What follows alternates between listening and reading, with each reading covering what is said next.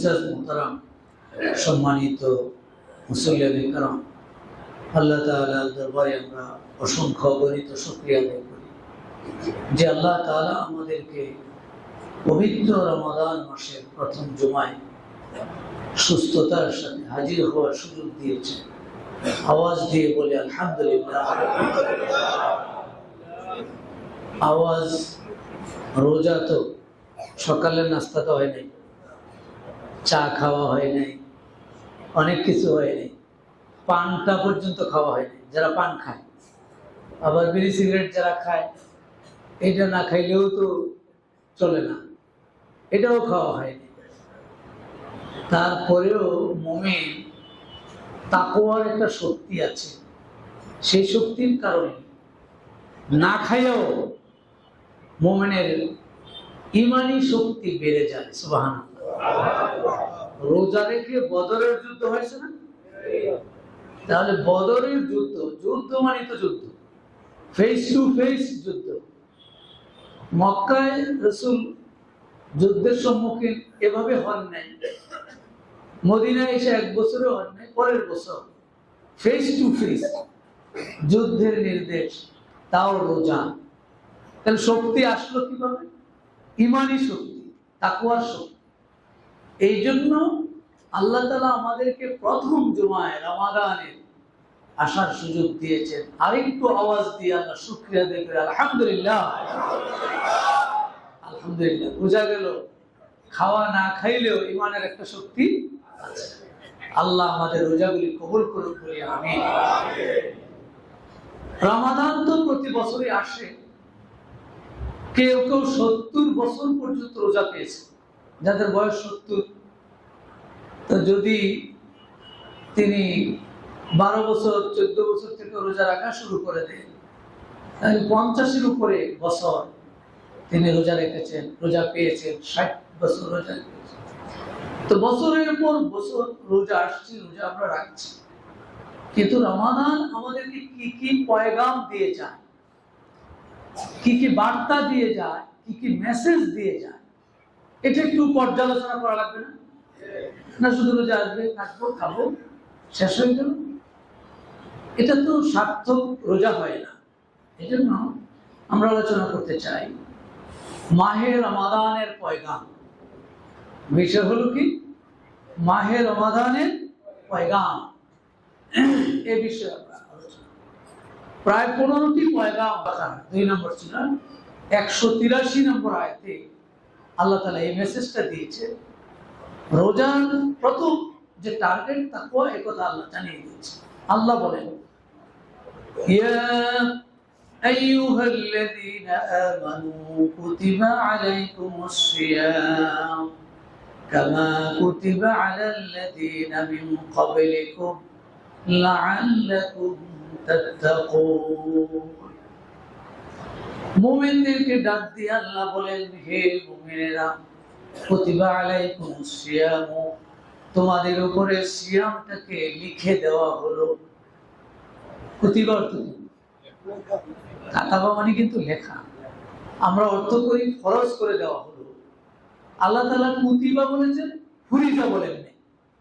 ফরজ তাবি শব্দ, এটাও আমি শব্দ।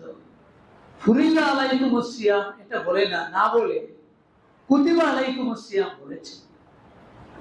এখানে একটা পার্থক্য উলামায়ে কেরাম বলেছেন যে কোনো রাষ্ট্রীয় ফরমানগুলো সাধারণত লিখে দেন, প্রজ্ঞাপন জারি করেন। প্রজ্ঞাপন শব্দ শোনেন নাই? প্রজ্ঞাপন জারি হয়, যেমন যারা এমপি হলেন তাদের প্রজ্ঞাপন জারি, গেজেট প্রকাশ, এগুলো কাতাবা শব্দ দিয়ে হয় মূলত। মানে যেগুলি একবারে লিপিবদ্ধ লেখা, সার্কুলার চলে যায়, লেখা মৌখিক কিছু সার্কুলার থাকে। এই রোজাটাকে আল্লাহ তাআলা একেবারে আইনবদ্ধ, বিধিবদ্ধ করে গেজেট আকারে মুমিনদের জন্য নির্ধারণ করে দিয়েছে। বলেন সুবহানাল্লাহ। এই জন্য আল্লাহ বলছেন, কুতিবা, তোমাদের উপরে রোজাটাকে ফরজ করে দেওয়া হয়েছে, লিপিবদ্ধ করে দেওয়া হয়েছে, বিধিবদ্ধ করে দেওয়া হয়েছে। কামা কুতিবা আলাল্লাযীনা মিন ক্বাবলিকুম, তোমাদের আগের জাতির জন্য যেভাবে লিপিবদ্ধ করে দেওয়া হয়েছিল, লাআল্লাকুম তাত্তাকুন, যাতে করে তোমরা তাকওয়া অর্জন করতে পারো, নাকি নিশ্চিত তাকওয়া অর্জন করতে পারো? এটা কিন্তু আল্লাহ বলেন নাই যে রোজা রাখবে মুত্তাকি হয়ে যাবে, এটা নিশ্চিত করে বলেন নাই। এই আল্লাহ শব্দটি আরবিতে আসে আশা করা যায়, হয়তোবা, এই অর্থে আসে। তাহলে এই শব্দটা আল্লাহ এখানে কেন দিলেন? তাহলে কি রোজা রাখলে মুত্তাকি হয়ে যাবে? না, কিন্তু এটি বলে এই কথা হক মুফাসসির এই কথা বলছে। আর রাসূলুল্লাহ তো বলে দিয়েছেন পরিষ্কার করে, কাম মিন সাইমি লাইসা লাহু মিন সিয়ামি ইল্লা যামা ওয়া কাম মিন কাইমিন লাইসা লাহু মিন কিয়ামি ইল্লা সাহা। এমন অনেক রোজা পালনকারী আছে, রোজাটা তার উপবাস থাকা ছাড়া কোনো লাভ হয় না। নাউযুবিল্লাহ। তাহলে এই হাদিস কি বলে? রোজা রাখলেই মুত্তাকি হয়ে যাবে, বিষয়টা এমন নয়। তাহলে আমরা তো মুত্তাকি হতে চাই রোজা রেখে, নাকি চাই না? যারা ঘুমায় তারা চায়, দু একজন ঘুমায় তারা চায় না।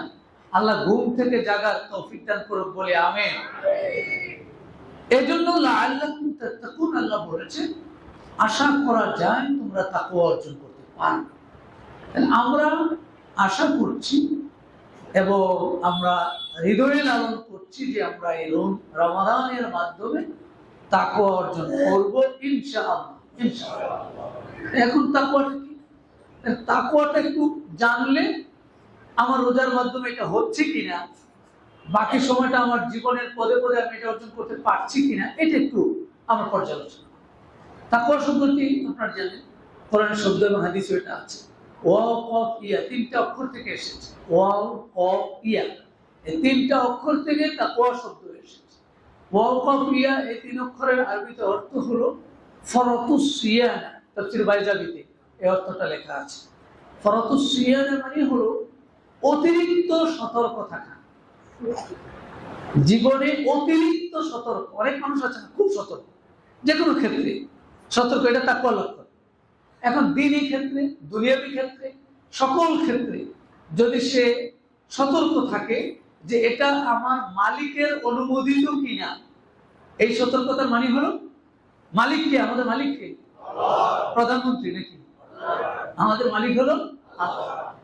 এই প্রধানমন্ত্রীর কথারও সতর্ক থাকতে হবে, এটা রাষ্ট্রীয় বিষয়, রাষ্ট্রীয় বিষয়। কিন্তু ধর্মীয় বিষয়ে আমার মালিক কি বলে, মালিকের নির্দেশনা কি আছে, এ বিষয়ে সবসময় সতর্ক থাকা, এটার নাম হলো তাকওয়া বলেছেন। এই জন্য সূরা হাদীদের 4 নম্বর আয়াতে আল্লাহ বলছেন ওহুয়া মাআকুম আইনা মা কুনতুম। তাকওয়াটা ক্লিয়ার করে, যেমন তাকওয়া তাকওয়া তাকওয়া, এই ওয়াজ তো শুনি এখানে। মুত্তাকি মানুষ, খুবই মুত্তাকি, আমরা দেখলে বলি লোকটা খুবই মুত্তাকি। আসলে কি মুত্তাকি? দাড়িটি বড় হইলে মুত্তাকি, না জুব্বাটা বড় হইলে? দাড়ি জুব্বা বড় হলে মুত্তাকি বোঝা যায় না। বহু দাড়িওয়ালা মানুষ আকাম করে না, করে না? আছে। এরপরে টুপি মাথা দিয়েও বেজাল করে, দ্রব্যের মধ্যে বেজাল দেয়, ওজনে কম দেয়, টুপি কিন্তু মাথায় খালি এক কুল্লি টুপি না, 5 কুল্লিও আছে, মানে পুরা পরিপূর্ণ মুত্তাকি, কিন্তু বেজাল দিয়ে না, আছে না নাই? সেজন্য তাকওয়া এটা অতিরিক্ত সতর্ক থাকা, আমার মালিক এ বিষয়ে মালিকের অনুমোদন আছে কিনা, এটা। এজন্যই ওহুয়া মাআকুম আইনা মা কুনতুম, আল্লাহ বলছেন তোমরা আছো যেখানে আল্লাহ আছেন সেখানে। সুবহানাল্লাহ বলেন। তাকওয়ার মূল সূত্র এটা, তোমরা আছো যেখানে। মাহে রমাদান আপনাকে আমাকে প্র্যাকটিসটা করায় যে দরজাটা বন্ধ করে যদি আমি খেয়ে ফেলি, ইমাম সাহেব মানুষ তো মনে করবো হুজুর তো পুরা রোজাদার, দরজা বন্ধ করে যে খাইয়া আসছে, কে জানবে? আল্লাহ জানে। তাহলে ওহুয়া মাআকুম আইনা মা কুনতুম, তোমরা আছো যেখানে আল্লাহ আছেন সেখানে। সূরা হাদীদ 4 নম্বর আয়াত।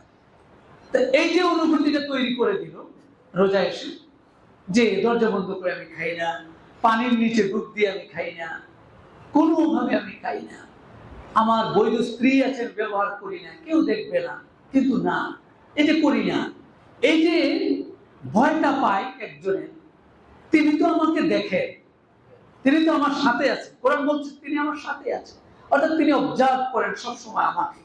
এই অনুভূতিটা তৈরি করে দেওয়ার নাম হলো তাকওয়া বলেছেন।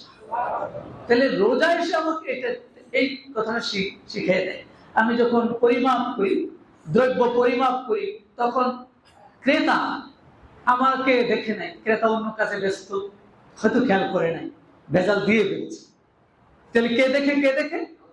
তাহলে এই অনুভূতি মা কুমাইনা কিন্তু তা কয়টা। তো এরপরে আমি চলার পথে অন্যায়ের দিকে আমি তাকাই, অশ্লীল জিনিস দেখি, কেউ দেখে না, কেউ টের পায় না। মোবাইলে আমি কি দেখতেছি কেউ টের পায় না। মনে করে হুজুর ওয়াজ দেখে, ভালো ধারণা করে, কিন্তু হয়তো অন্যরা দেখে, টের পায় না। কিন্তু কে দেখে? এই যে প্রতিটি বাঁকে বাঁকে, জীবনের প্রতিটি বাঁকে বাঁকে আল্লাহর উপস্থিতি, আল্লাহর নজর, আল্লাহ পাকের অবজারভেশন উপলব্ধি করার নাম হলো তাকওয়া। বলেন হযরত ওমর ইবনে খাত্তাব রাদিয়াল্লাহু তাআলা, তিনি একদিন উবাই ইবনে কাব জাদরিল সাহাব, তাকে জিজ্ঞাসা করেছিলেন যে ভাই তাকওয়াটা কি? এই প্রশ্নটা তিনি করেছিলেন। এই প্রশ্নটা করার কারণে উবাই ইবনে কাব ওমর ইবনে খাত্তাবকে বললেন, ভাই আমার সালাতটা তরিকা যা শাওকি, আপনি কি কণ্টকাকীর্ণ পথে কখনো হেঁটেছেন? কাটা বিছানো পথ, পিচ্ছিল পথ, পিছলা পথ অথবা কাটা, খেয়াল করেন, এক্সাম্পল খেয়াল করেন, হাদিসের এক্সাম্পল, কাটা বিছানো পথ অথবা পিচ্ছিল পথ, সেখানে কি আপনি কখনো হেঁটেছেন? কলা বালা, তিনি বলেন হ্যাঁ হাঁটছি, কত হাঁটছি, বিভিন্ন সময়ে, বিভিন্ন কষ্টের সময়, বিভিন্ন কঠিন অবস্থায়, এরকম জটিল পথে আমরা হেঁটেছি। থামা আমেলতান, যখন আপনি হেঁটেছেন এরকম পিছলা, প্রচন্ড পিছলা পথ অথবা কাটা কিভাবে হেঁটেছেন? আমি যখন হেঁটেছি তখন আমি অত্যন্ত সতর্কতার সাথে পা রেখেছি, খুবই সতর্কতার সাথে পা রেখেছি, পিছলে যায় কিনা, কাটার উপরে পা রাখি কিনা, এরকম সতর্কতার সাথে রেখেছি। এভাবে সতর্কতার সাথে জীবন পরিচালনা করার নাম হলো রমাদান। আমাকে এটা এই খবর নাই, রোজা রাখতেছে, হুরদুম রোজা রাখে, ঠিক আছে ভালো, কিন্তু তাকওয়ার ট্রেনিং নিচ্ছে না, রোজা রেখেও ভেজাল করে। আবার এখন একটু আসছে, রোজা রেখে তো আর ঘুষটা নেওয়া যায় না, যার কারণে ঘুষেরটা কাঁদছেন ডয়ারে রেখা যান, ইফতারে করে গণবে কত টাকা আছেন, এরকম তাহলে কি রোজা রাখলো, ইফতারের পরে কি আল্লাহ দেখবে না? তার ভিতরে এই চেতনাটা তৈরি হচ্ছে না কেন? রোজার কারণে।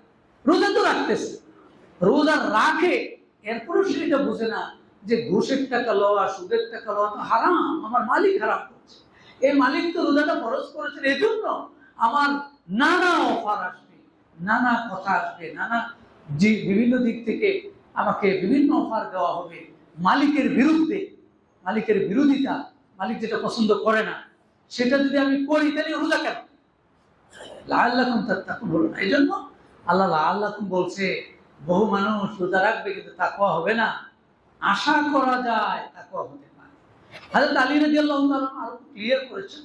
আলী রাদিয়াল্লাহু তাআলা তাকওয়াটাকে আরেকটু বিশেষভাবে তিনি বলেছেন যে তাকওয়া হলো হুয়াল খাউফু মিনাল্লাহ মিনাল জালিল ওয়াল আমালু বিত-তানজিল ওয়াল কানাআতু বিল কলিল ওয়াল ইসতি'দাদু লিয়াউমির রাহিম।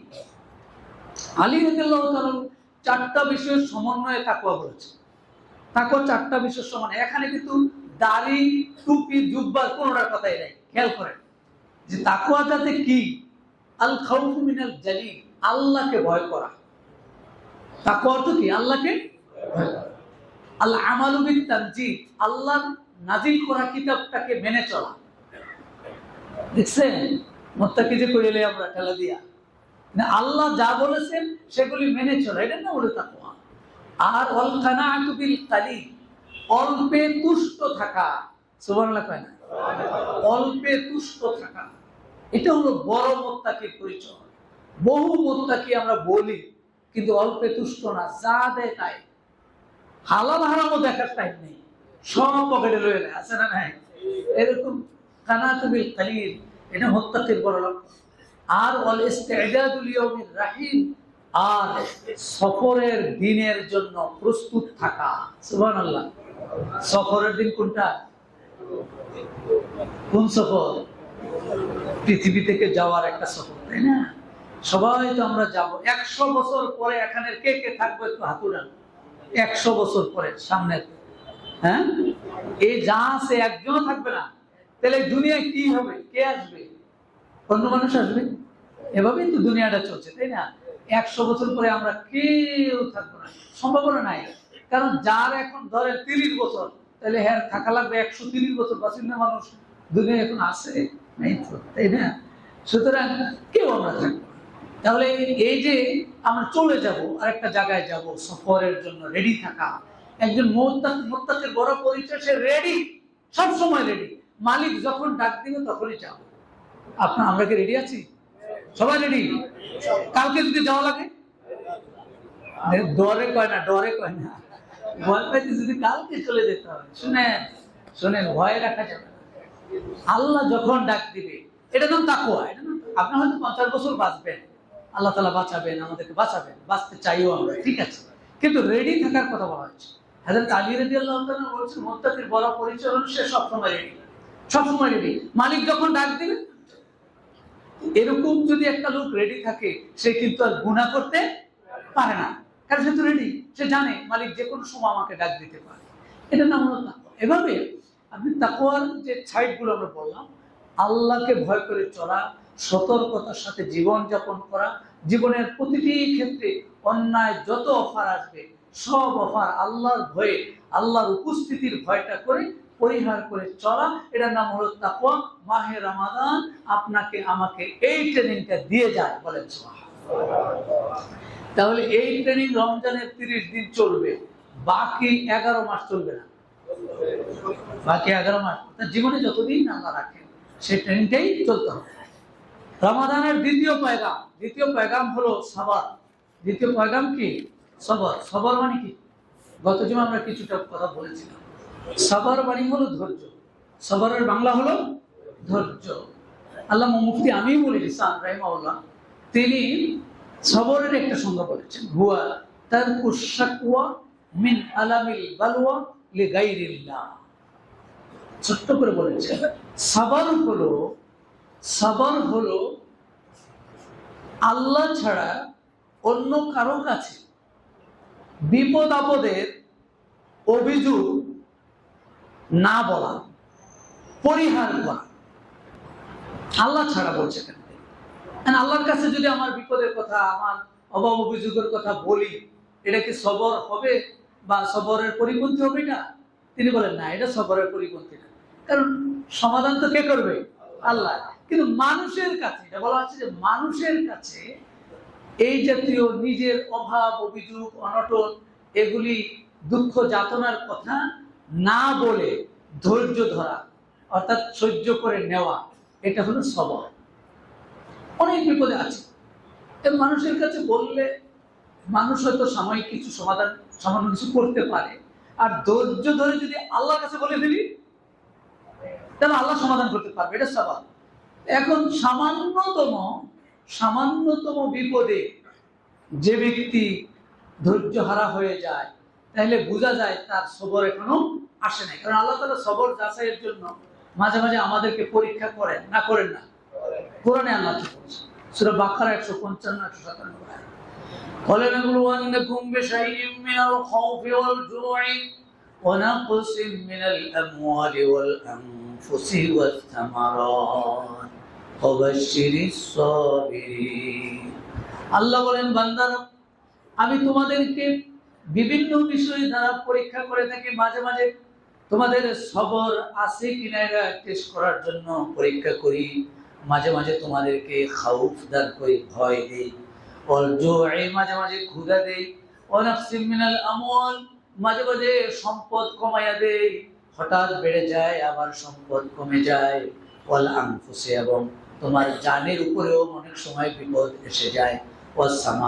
এবং তোমার ফসলাদি এগুলোকেও আমি কমাইয়া দেই। এই সমস্ত করে করে 5টা আইটেম দিয়ে আমি তোমাকে পরীক্ষা করি। হে নবী, এই ক্ষেত্রে যারা আমি আল্লাহর উপরে ভরসা করে ধৈর্য ধারণ করে তাদেরকে আপনি খুশির খবর জানাইয়া দিন, তাদের জন্য সুসংবাদ দিয়ে দিন, যারা এই জীবনের প্রতিটি পদে পদে যখনই আমি তাকে পরীক্ষা নেই তখন সে ধৈর্য ধারণ করে তাকে আপনি সুসংবাদ দিয়ে দিন। আল্লাযীনা ইযা আসাবাতহুম মুসিবা, যাদের কাছে যখনই কোনো মুসিবত আসে, বিপদ আসে, ক্বালু, তারা বলে ইন্না লিল্লাহি ওয়া ইন্না ইলাইহি রাজিউন, তারা বলে ইন্না লিল্লাহি, আমরা আল্লাহর জন্য, ওয়া ইন্না ইলাইহি রাজিউন, আল্লাহর কাছে আমরা আবার ফিরে যাব। মানুষ মারা গেলে আমরা এটা করি, এটাও একটা বিপদ।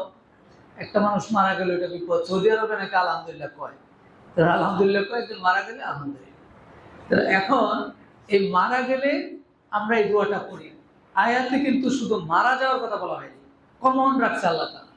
যে কোনো বিপদ যখনই মুমিনের কাছে আসে তখন মুমিন বলে ইন্না লিল্লাহি ওয়া ইন্না ইলাইহি রাজিউন, আল্লাহ তোমার জন্যই আমরা, আর তোমার কাছে তো আমরা ফিরে যাব।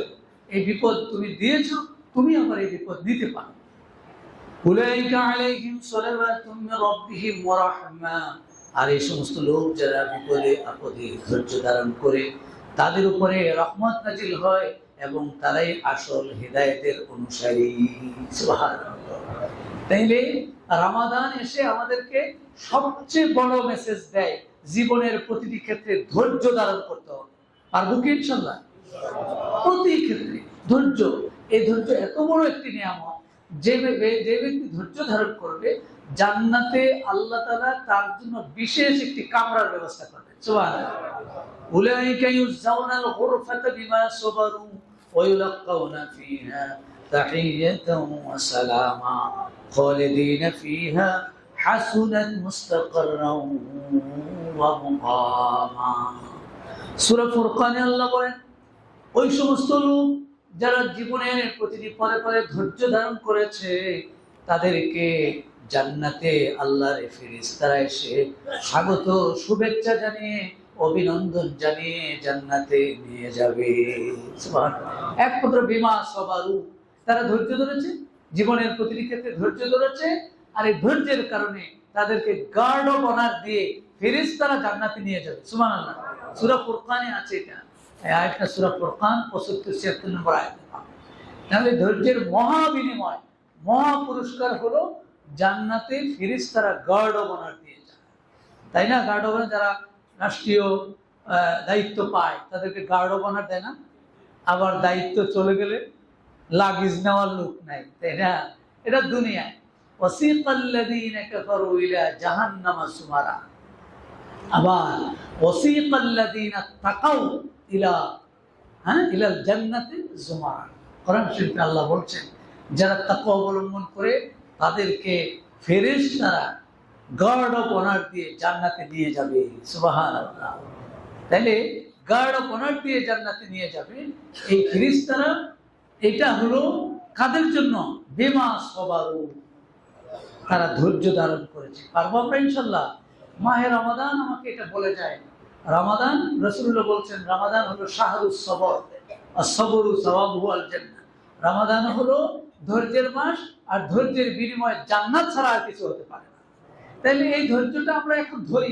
ধরেন খানা সামনে আছে, খাইতেও মন চায় না, চায় না? চায়, কিন্তু খাই না। খাই না, এই জন্য তো ধৈর্য ধরছি যে খাবো, আমার টাইম যখন আসে আমি তখন খাবো। এই যে সবর করাটা, এই সবরটা আমার জীবনের সব ক্ষেত্রেই হবে। যখনই বিপদ আপদ যখনই আসুক। মাহে রমাদানের আরেকটা পয়গাম বা আরেকটা বার্তা, হ্যাঁ বলছি, আরেকটা বার্তা, সেটা হলো কাসরুস শাহওয়া। এটাকে বলা হয় কাসরুস শাহওয়া, নফসকে দমন করা। নফস, আমাদের নফস আছে না নাই? ওদের নফস আছে, নফসের একটা চাহিদা আছে। এই নফসটাকে, নফস কিন্তু চায়, নফস ইন্না নাফসা লাআম্মারাতুন বিসসু, কোরআন শরীফে আছে। নফসের দাবি হলো সে খালি খারাপের দিকে নির্দেশ করে। এই যে নফস আমাদের চায়, এই নফসের চাওয়াটাকে নিয়ন্ত্রণ করা রমাদান আমাকে শেখায়। নফসের চাওয়াকে নিয়ন্ত্রণ করা, যেই নফসের চাওয়াটাকে নিয়ন্ত্রণ করতে পারে সেই জান্নাতি। বলেন সুবহানাল্লাহ। আল্লাহ বলেন ওয়া আম্মা মান খাফা মাকাম রাব্বিহি ওয়া নাহান নাফসা আনিল হাওয়া ফাইন্নাল জান্নাতা হিয়াল মাওয়া। যে ব্যক্তি তার নফসটাকে নিয়ন্ত্রণ করতে পারে আর আল্লাহর সামনে দাঁড়ানোর ভয় করে, সে তার ঠিকানা হয়ে গেল ফাইনাল জান্নাতা হিয়াল মাওয়া, তাহলে তার ঠিকানা হলো জান্নাত। সুবহানাল্লাহ। রাসূলুল্লাহ বলেছেন আল কাইয়িসু মান দানা নাফসাহু ওয়া আমিলা লিমা বা'দাল মাউত। বুদ্ধিমান তো সেই ব্যক্তি যে তার নফসটাকে নিয়ন্ত্রণ করতে পেরেছে। ওয়াল আজিজু মান আতবা নাফসাহু হাওয়াহা। আর নির্বুধ বোকা হলো ওই ব্যক্তি যে তার নফসের অনুসরণ করে বসেছে। ধরেন সিগারেট খাওয়ার অনেকের একটা তৃপ্তিয়া আছে, মানে মনটা মানাইতেই পারে না। কিছু লোক আছে না, পান না খেয়ে থাকতেই পারে না। এটা থাকতেই পারে না, এটা মনের দাবি, নফসের দাবি। এই নফসের দাবিটাকে একেবারে গলা টিপে ধরতে হবে। যেই ধরতে পারবে, রোজা বলে তুমি এটাকে ধরো, যদি তুমি ধরতে পারো তোমার ঠিকানা হবে জান্নাত। বলেন সুবহানাল্লাহ। টেবিলে খানাগুলো সাজানো আছে, রাত্রে শেষ রাত্রে খানা খেয়েছি, টেবিলেই আছে।